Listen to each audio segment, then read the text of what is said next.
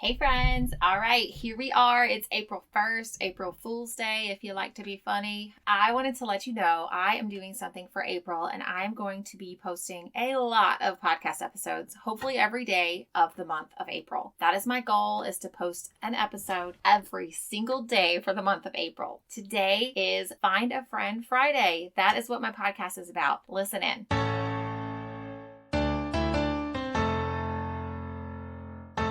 Hi, welcome to a Simplified and Fabulous Mom Life podcast. I'm Jennifer McDaniel, pro organizer, capsule wardrobe stylist, and functional home designer.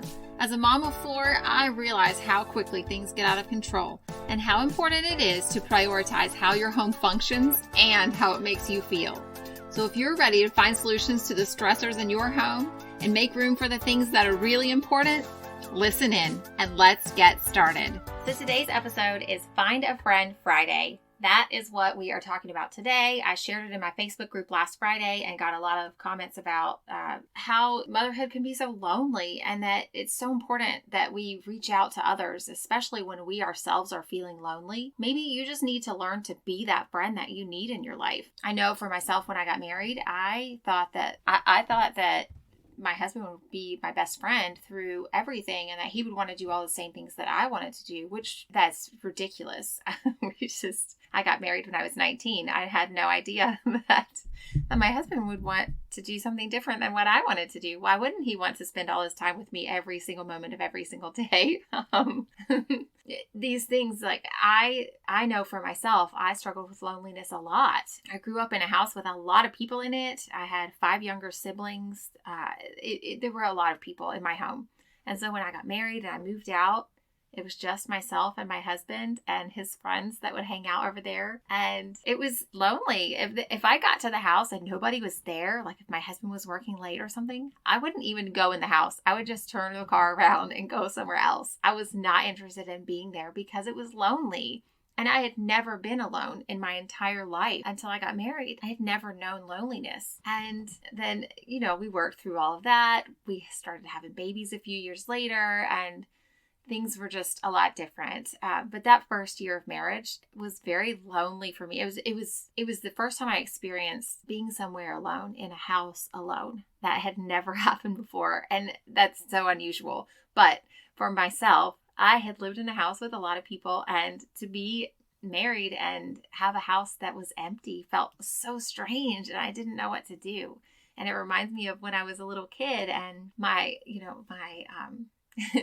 there's 5 kids younger than me, and every other year we got a new baby, and I loved it. I had so much fun having those new babies around. And then, when my youngest sibling was 2, I was like, okay, well, where's the new baby?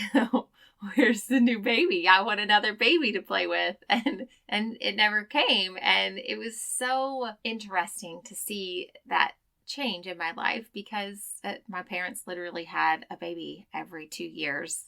Unexpected, like unplanned. It wasn't intentional, but that's just how it was. So when he was older, like 4 and 5, I was really kind of lost trying to figure out what to do. And, where's the baby? Okay, well, where's the fun for the 4th of July when I don't get to ooh and ah with the little one about the fireworks? Like, where's that fun? He's over there playing with his friends with the sparklers now, and he doesn't care. And he doesn't want to sit in my lap and ooh and ah.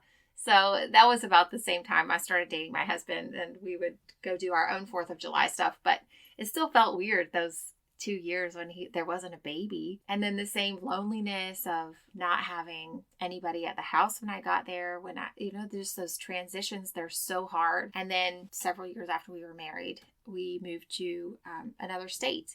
And that was the very first time I had lived away from the place I was born. So I knew so many people in that town, and like everywhere I went, I would see someone I knew and have a conversation. And then we moved away and I didn't know anybody, and I had never felt that before. It was so strange, and it was so lonely, and it was so just, I didn't know how to handle it.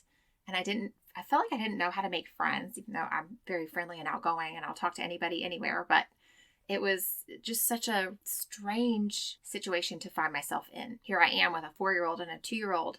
And my husband worked a lot, like 12, 14-hour days even. And I was alone. I had to figure it out with my kids. And sure, it was fun for a while, but then it starts to get a little boring, and you like need those people in your life, and you need that connection and that relationship.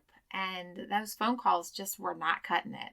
And so I joined a mom's group, and I didn't really know how to make that work for myself because I had never had to make all new friends before. This was the first time for me ever, and it was so unusual.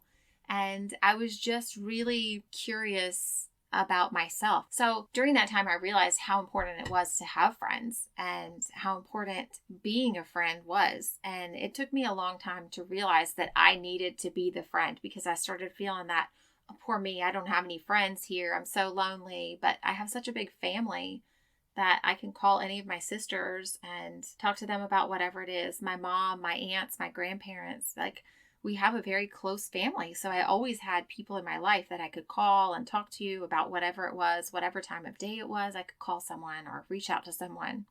I always had that, but I didn't have any friends nearby, and I was really kind of lost.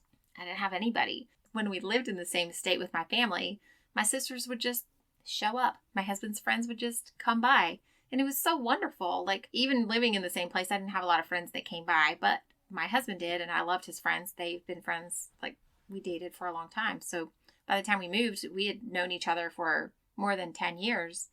And it was just so strange to not have people stop by and to not host people randomly. And it just felt so depressing, I guess is the right word. So I started feeling that God was telling me that I needed to be the friend that I wanted. And I was like, well, I don't know how to be a friend. And I just kind of tried to play that game a little bit. Like, well, I don't know what I'm doing. I don't know how to be a friend. I've never had friends. I've had friends. This is just me being ridiculous in my head, just making excuses with God. Like, I don't know how to be a friend. But my goodness, mamas, we all know how to make friends. We know how to be nice to people. We know how to see somebody that has a need and fill that need without even being asked. You see someone struggling to put the cart away, you take the cart and you put it away for them at the grocery store. That's being a friend. There's so many things that we can do. Somebody drops their coins on the floor at the checkout, and you can pick them up for them, or have your little kids pick them up for them and hand them back. That's being a friend. That's doing a kindness. That's something that I encourage my kids to do all the time. Hold the door open for someone that's coming. Share your umbrella. There's a million things you can do to be nice to someone and be that friendly, that friendly person that we all need in our lives. And guys, I want to encourage you to find someone that you see that's lonely. And especially if you're going through a season of loneliness and needing that friendship, you step out and you be that friend for someone. And I promise you will feel better about yourself. You will feel better about your situation. You will maybe make a lifelong friendship in that one action. Just do it. Be brave, put yourself out there. If they don't receive it well, okay, you still did the right thing. You were friendly, you were kind, and pray for them. Say a prayer for that person. If you have a neighbor that really is struggling, they're bitter, or there's just a lot of tension or frustration, do something kind for them. Clearly you know what they don't like if they're a negative neighbor and they are happy to share any of the things they don't like. So I'm sure you can find in there something they do like and maybe do something nice for them. Maybe, I don't know. There's a lot of different things. Maybe pick up trash in the yard. Maybe plant some pretty flowers that they can look out their window out in your yard or something to cheer them up. Like, do something kind. Whatever it is, be the friend that you need in your life. Do something. Be that person. We all need that person in our lives. We all need someone that we can do something with. If you know a mom who is struggling, one of the biggest blessings that I have ever had in my life was when someone from that mom's group knew that I was very pregnant. We moved when I was like 6 weeks from my due date. Okay, so I was like super pregnant with my third child. I had 2 young children, pregnant with my third, and we're moving. And I had a mom come and help me clean the house we were moving out of and get it ready so that we could get our deposit back. And that made such an impact for me. Like that, that was so refreshing to see that someone would humble themselves and do something such a servant service for me as an act of love. And that just made me feel so good and so warm and so cared for in that moment. And like I said, everybody that I knew and I loved lived so far away. It was hours and hours in a different state.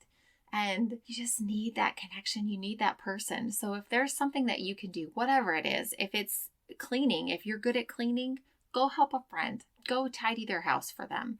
Bring their kids a snack when you go to the grocery store. Put a little they have young kids and you can take them a little treat. Go do that. Just put the grocery bag on their doorstep, ring the doorbell and leave. And you can or you can just leave it on the doorstep, text the mom, send them a message some kind of way, and share that kindness. Like, just give them a little virtual hug that way. Like, there's so many things that you can do. And I just want to encourage you to find a friend, be the friend, and take that moment to do something good for someone.